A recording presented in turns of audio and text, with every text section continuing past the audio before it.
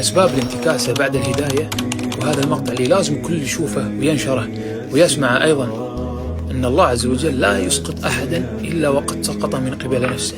فمن أهم الأسباب الانتكاسة بعد الهداية هو الالتفات إلى الذنب والحنين إليه. يقول ابن الجوزي في كلام جميل جدا: إذا اشتبك الثوب بالمسمار فلا بد عليك أن ترجع إلى الوراء لتخلص ثوبك من هذا المسمار، وهذا مسمار الذنب قد علق في قلبك، أفلا تنزعه وتدعه؟ انزع مسمار الذنب من قلبك من قبل أن يغدو عليك الشيطان ويروح.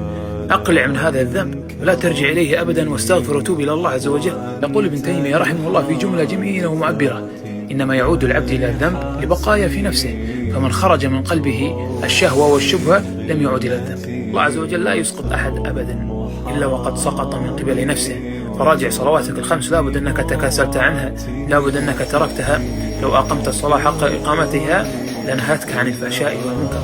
الواجب على الإنسان أن يتوب إلى الله عز وجل ويستغفر لذنبه ويجدد توبته، وأن ينزع هذه المعصية من قلبه ولا يرجع إليها ولا يشتاق إليها، وأن يسأل الله عز وجل الثبات والهداية والثبات على الصراط المستقيم.